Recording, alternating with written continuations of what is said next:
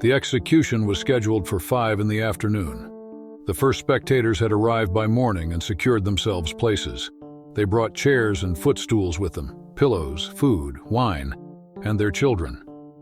Around noon, masses of country people streamed in from all directions, and the parade grounds were soon so packed that new arrivals had to camp along the road to Grenoble and on the terrace-like gardens and fields that rose at the far end of the area.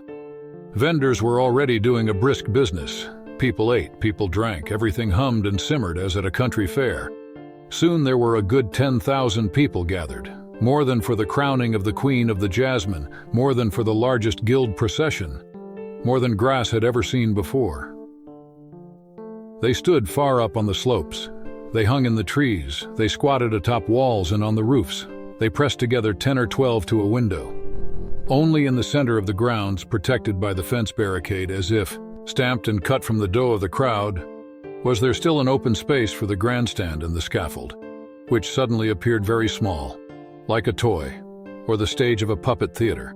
And one pathway was left open, leading from the place of execution to the Porte du Cour and into the Rue Droite. Shortly after 3, Monsieur Papin and his henchmen appeared. The applause swept forward like thunder. They carried 2 wooden beams forming a St. Andrew's cross to the scaffold and set it at a good working height by propping it up on 4 carpenters' horses. A journeyman carpenter nailed it down.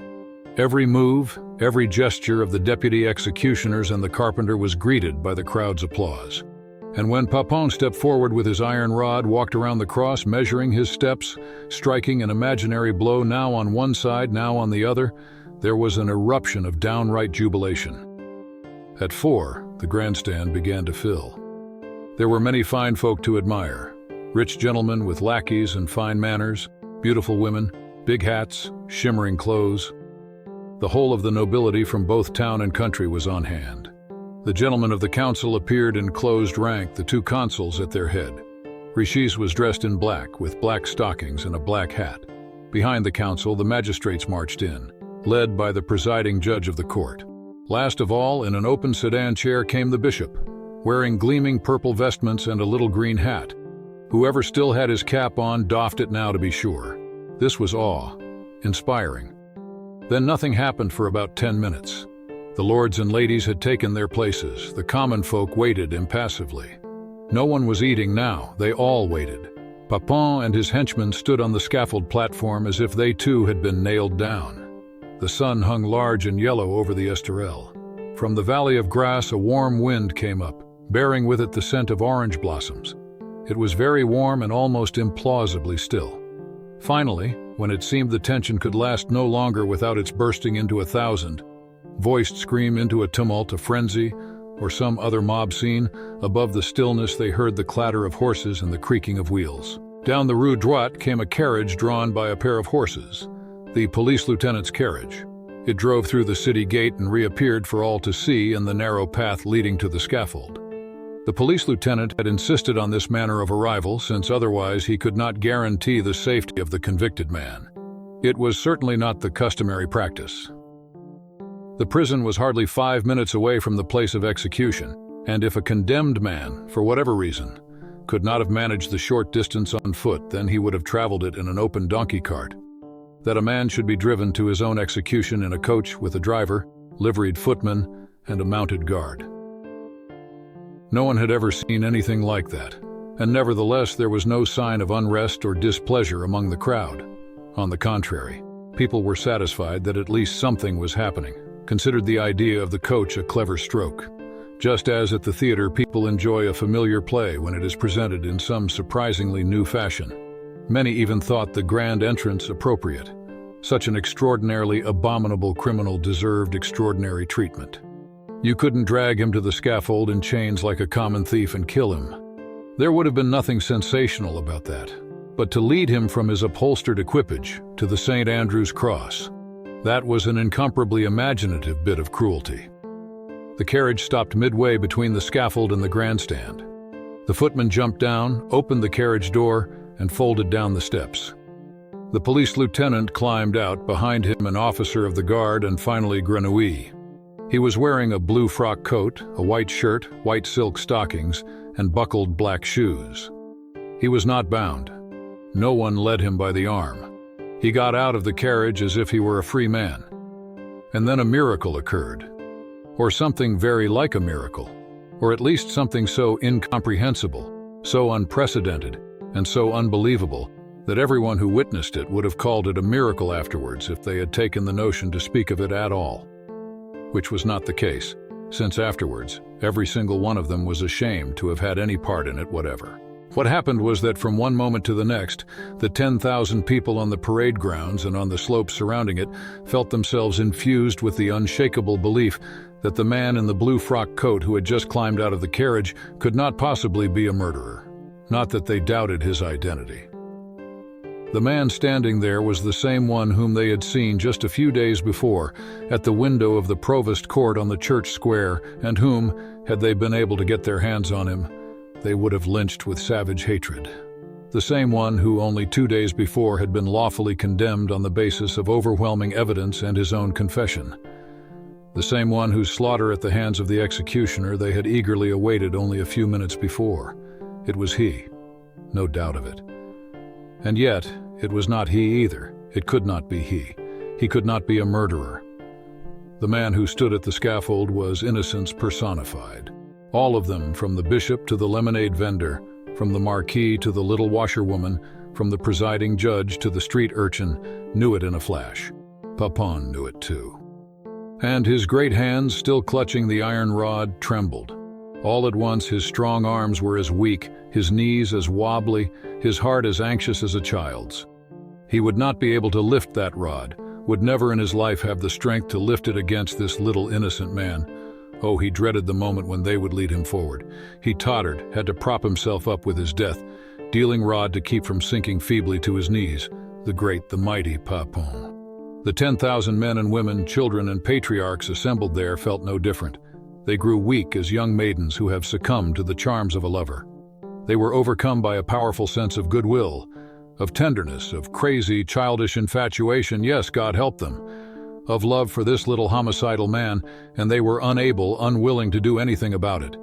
It was like a fit of weeping you cannot fight down, like tears that have been held back too long and rise up from deep within you, dissolving whatever resists them, liquefying it, and flushing it away.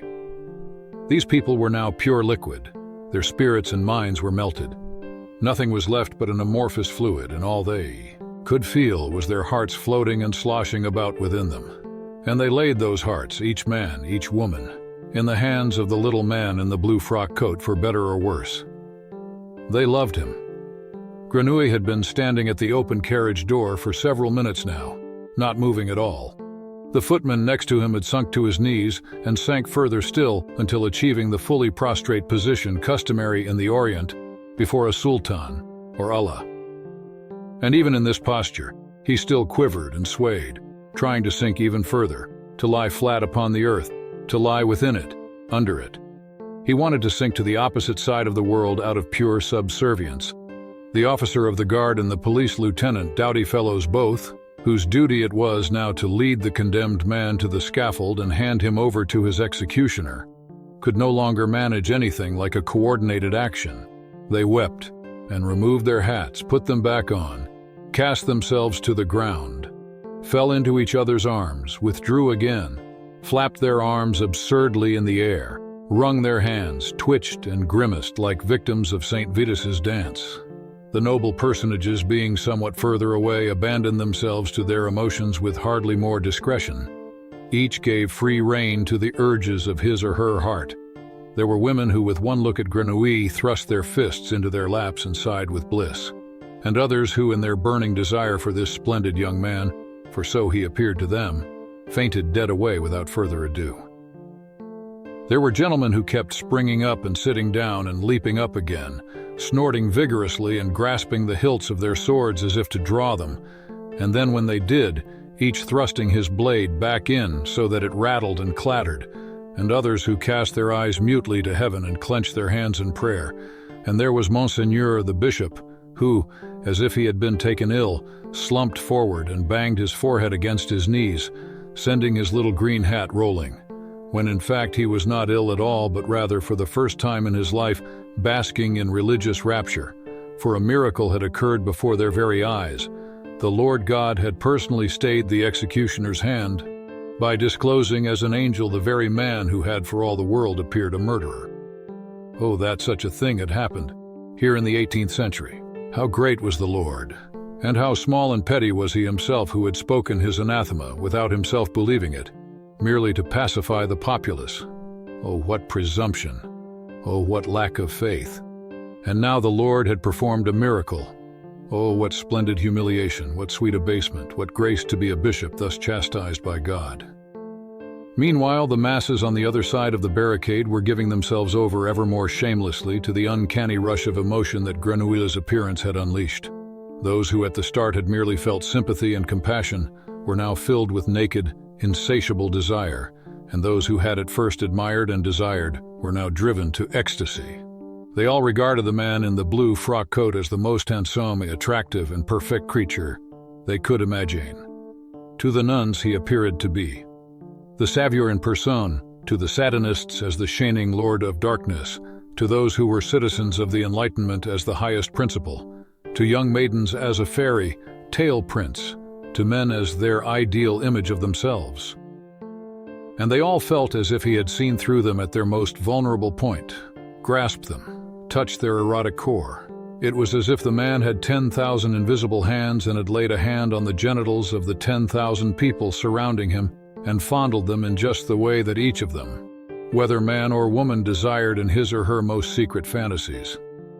The result was that the scheduled execution of one of the most abominable criminals of the age degenerated into the largest orgy the world had seen since the 2nd century before Christ. Respectable women ripped open their blouses, bared their breasts, cried out hysterically, threw themselves on the ground with skirts hitched high. The men's gazes stumbled madly over this landscape of straddling flesh. With quivering fingers they tugged to pull from their trousers, their members frozen stiff by some invisible frost. They fell down anywhere with a groan and copulated in the most impossible positions and combinations. Grandfather with virgin, odd jobber with lawyer's spouse, apprentice with nun, Jesuit with Freemason's wife, all topsy-turvy, just as opportunity presented.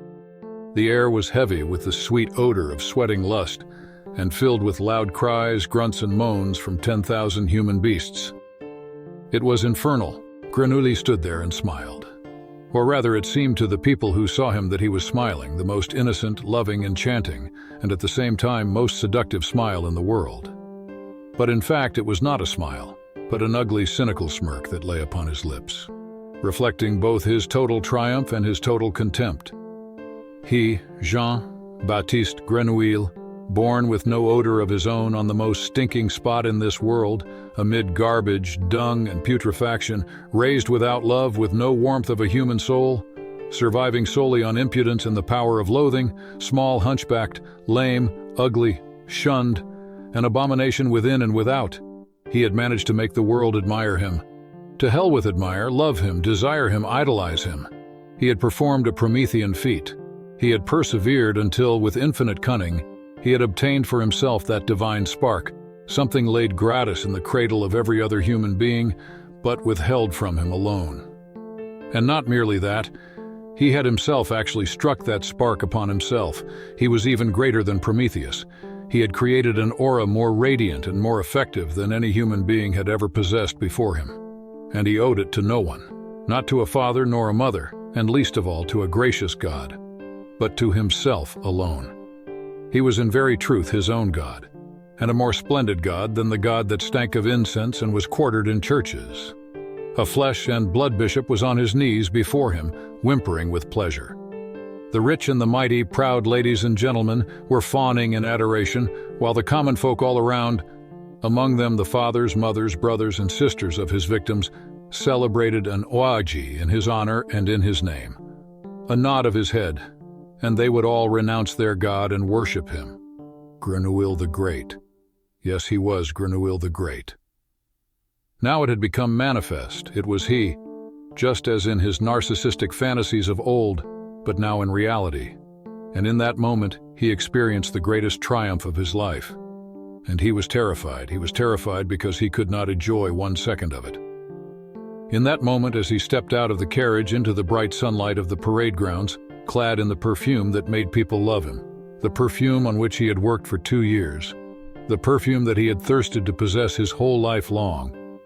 In that moment, as he saw and smelt it, how irresistible its effect was, and how with lightning speed it spread and made captives of the people all around him. In that moment, his whole disgust for humankind rose up again within him and completely soured his triumph, so that he felt not only no joy but not even the least bit of satisfaction. What he had always longed for, that other people should love him, became at the moment of its achievement unbearable. Because he did not love them himself, he hated them. And suddenly he knew that he had never found gratification in love but always only in hatred, in hating and in being hated. But the hate he felt for people remained without an echo.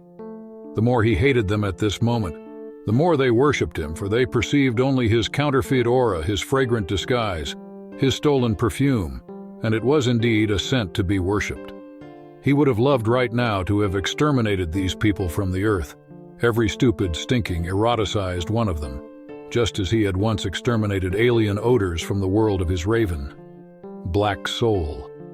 And he wanted them to realize how much he hated them, and for them, realizing that it was the only emotion that he had ever truly felt, to return that hate and exterminate him just as they had originally intended. For once in his life, he wanted to empty himself. For once in his life, he wanted to be like other people and empty himself of what was inside him. What they did with their love and their stupid adoration, he would do with his hate. For once, just for once, he wanted to be apprehended in his true being, for other human beings to respond with an answer to his only true emotion, hatred. But nothing came of that.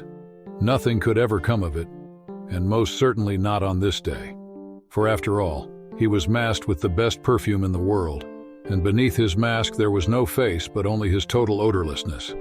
Suddenly he was sick to his stomach, for he felt the fog rising again, just as it had back then in his cave, in his dream, in his sleep, in his heart, in his fantasy. All at once fog was rising, the dreadful fog from his own odor, which he could not smell, because he was odorless.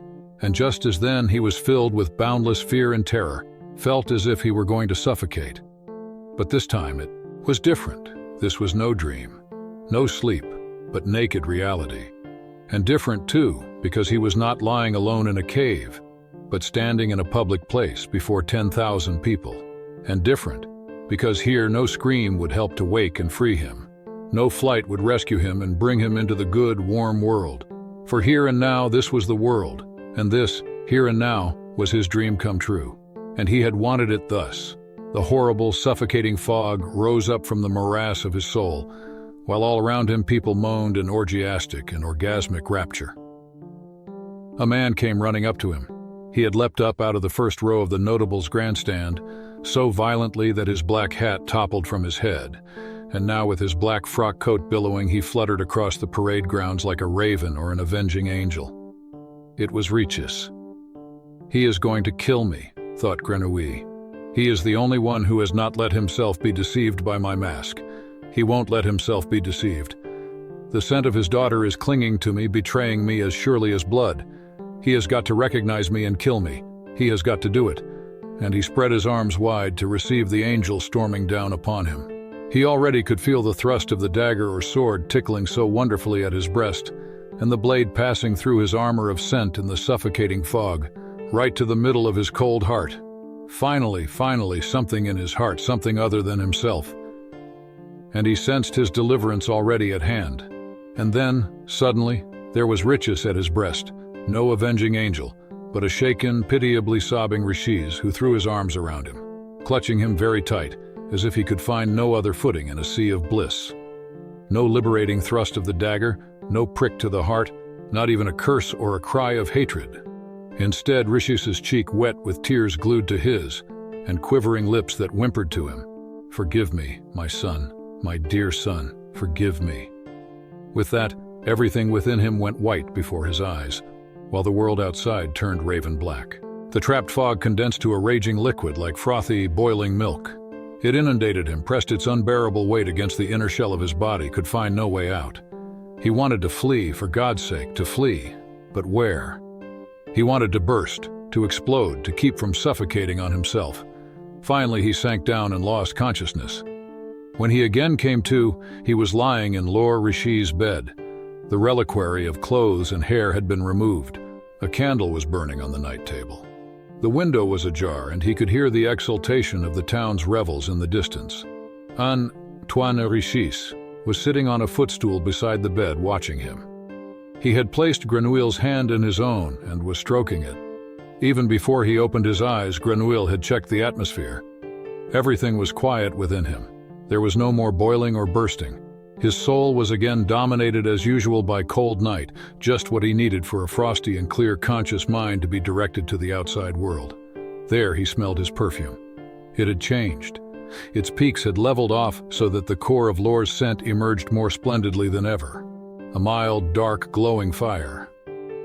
He felt secure. He knew that he was unassailable for a few hours yet, and he opened his eyes. Richie's gaze rested on him. An infinite benevolence lay in that gaze. Tenderness, compassion, the empty, fatuous profundity of a lover. He smiled, pressed Grenouille's hand more tightly and said, "It will all turn out all right.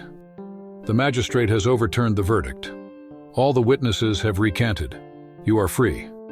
You can do whatever you want. But I would like you to stay here with me. I have lost a daughter, but I want to gain you as my son. You're very much like her. You are beautiful like her. Your hair, your mouth, your hand. I have been holding your hand all this time. Your hand is like hers. And when I look into your eyes, it's as if she were looking at me. You are her brother, and I want you to become my son, my friend, my pride and joy, my heir. Are your parents still alive?" Grenouille shook his head, and Richis's face turned beet red for joy. "Then will you be my son?" he stammered, jumping up from his stool to sit on the edge of the bed and clasp Grenouille's other hand as well. Will you have me for a father? Don't say anything, don't speak. You are still too weak to talk, just nod." Grenouille nodded, and joy erupted from Richis's every pore like scarlet sweat, and he bent down to Grenouille and kissed him on the mouth. "Sleep now, my dear son," he said, standing back up again. "I will keep watch over you until you have fallen asleep." And after he had observed him in mute bliss for a long time, "You have made me very, very happy."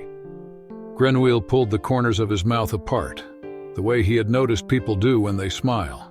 Then he closed his eyes. He waited a while before letting his respiration grow easy and deep like a sleeper's. He could feel Richis's loving gaze on his face. At one point he felt Richis bending forward again to kiss him, but then refraining for fear of waking him. Finally the candle was blown out, and Richis slipped on tiptoe from the room. Grenouille lay there until he could no longer hear a sound in the house or the town. When he got up, it was already dawn. He dressed and stole away, softly down the hall, softly down the stairs, and through the salon, out onto the terrace. From there you could see over the city wall, out across the valley surrounding Grasse. In clear weather, probably as far as the sea. A light fog, or better a haze, hung now over the fields, and the odors that came from them, grass, broom, and rose, seemed washed clean, comfortably plain and simple. Grenouille crossed the garden and climbed over the wall. Out on the parade grounds, he had to fight his way through human effluvia before he reached open country. The whole area and the slopes looked like a gigantic, debauched army camp. Drunken forms by the thousands lay all about, exhausted by the dissipations of their nocturnal festivities. Many of them naked, many half-exposed, half-covered by their clothes, which they had used as a sort of blanket to creep under. It stank of sewer wine, of brandy, of sweetened piss, of baby shit and charred meat. The campfires where they had roasted, drunk, and danced were still smoking here and there. Now and then a murmur or a snigger would gurgle up from the thousands of snores. It was possible that a few people were still awake, guzzling away the last scraps of consciousness from their brains. But no one saw Grenouille, who carefully but quickly climbed over the scattered bodies as if moving across a swamp. And those who saw him did not recognize him. He no longer had any scent. The miracle was over. Once he had crossed the grounds, he did not take the road toward Grenoble, nor the one to Cabrice, but walked straight across the fields toward the west, never once turning to look back. When the sun rose, fat and yellow and scorching hot, he had long since vanished. The people of Grasse awoke with a terrible hangover. Even those who had not drunk had heads heavy as lead and were wretchedly sick to their stomachs and wretchedly sick at heart. Out on the parade grounds, by bright sunlight, simple peasants searched for the clothes they had flung off in the excesses of their orgy. Respectable women searched for their husbands and children. Total strangers unwound themselves in horror from intimate embraces. Acquaintances, neighbors, spouses were suddenly standing opposite each other, painfully embarrassed by their public nakedness. For many of them, the experience was so ghastly, so completely inexplicable and incompatible with their genuine moral precepts that they had literally erased it from their memories the moment it happened, and as a result truly could not recall any of it later. Others, who were not in such sovereign control of their faculties of perception, tried to shut their eyes, their ears, their minds to it, which was not all that easy, for the shame of it was too obvious and too universal. As soon as someone had found his effects and his kin, he beat as hasty and inconspicuous a retreat as possible. By noon, the grounds were as good as swept clean. The townspeople did not emerge from their houses until evening, if at all, to pursue their most pressing errands. Their greetings when they met were of the most cursory sort. They made nothing but small talk. Not a word was said about the events of the morning and the previous night. They were as modest now as they had been uninhibited and brash yesterday. And they were all like that, for they were all guilty. Never was there greater harmony among the citizens of Grasse than on that day. People lived packed in cotton. Of course, many of them, because of the offices they held, were forced to deal directly with what had happened. The continuity of public life, the inviolability of law and order demanded that swift measures be taken. The town council was in session by afternoon. The gentleman, the second consul among them, embraced one another mutely as if by this conspiratorial gesture the body were newly constituted. Then, without so much as mentioning the events themselves or even the name Grenouille, they unanimously resolved immediately to have the scaffold and grandstand on the parade grounds dismantled and to have the trampled fields surrounding them restored to their former orderly state. For this purpose, 160 livres were appropriated. At the same time, the judges met at the provost court. The order was passed to the police lieutenant to begin his investigation immediately. By the next day, he had already made new discoveries. On the basis of incontrovertible evidence, he arrested Dominique Drouot, maître parfumeur in the Rue de la Louve, since, after all, it was in his cabin that the clothes and hair of all the victims had been found. The judges were not deceived by the lies he told at first. After 14 hours of torture, he confessed everything, and even begged to be executed as soon as possible, which wish was granted and the execution set for the following day. They strung him up by the gray light of dawn, without any fuss, without scaffold or grandstand, with only the hangman, a magistrate of the court, a doctor, and a priest in attendance. Once death had occurred, had been verified and duly recorded, the body was promptly buried. With that, the case was closed. The town had forgotten it in any event, forgotten it so totally that travelers who passed through in the days that followed and casually inquired about Grasse's infamous murderer of young maidens found not a single sane person who could give them any information. Only a few fools from the Charité, notorious lunatics, babbled something or other about a great feast on the Place du Cours, on account of which they had been forced to vacate their rooms. And soon life had returned completely to normal. People worked hard and slept well and went about their business and behaved decently. Water gushed as it always had from the fountains and wells, sending muck floating down the streets. Once again, the town clung shabbily but proudly to its slopes above the fertile basin. The sun shone warmly. Soon it was May. They harvested roses. Grenouille traveled by night. As he had done at the beginning of his journeys, he steered clear of cities, avoided highways, lay down to sleep at daybreak, arose in the evening, and walked on. He fed on whatever he found on the way: grasses, mushrooms, flowers, dead birds, worms. He marched through the Provence, south of Orange. He crossed the Rhône in a stolen boat, followed the Ardèche deep into the Cevennes, and then the Allier northwards. In the Auvergne, he drew close to the Plomb du Cantal. He saw it lying to the west, huge and silver gray in the moonlight, and he smelled the cool wind that came from it, but he felt no urge to visit it. He no longer yearned for his life in the cave. He had experienced that life once, and it had proved unlivable. Just as had his other experience, life among human beings. He was suffocated by both worlds. He no longer wanted to live at all. He wanted to go to Paris and die. That was what he wanted. From time to time, he reached in his pocket and closed his hand around the little glass flacon of his perfume. The bottle was still almost full. He had used only a drop of it for his performance in Grasse. There was enough left to enslave the whole world. If he wanted, he could be feted in Paris, not by tens of thousands, but by hundreds of thousands of people. Or could walk out to Versailles and have the king kiss his feet. Write the Pope a perfumed letter and reveal himself as the new Messiah. Be anointed in Notre Dame as supreme emperor before kings and emperors, or even as God come to earth, if there was such a thing as God having himself anointed. He could do all that, if only he wanted to. He possessed the power. He held it in his hand. A power stronger than the power of money, or the power of terror, or the power of death. The invincible power to command the love of mankind. There was only one thing that power could not do. It could not make him able to smell himself. And though his perfume might allow him to appear before the world as a god, if he could not smell himself and thus never know who he was, to hell with it, with the world, with himself, with his perfume.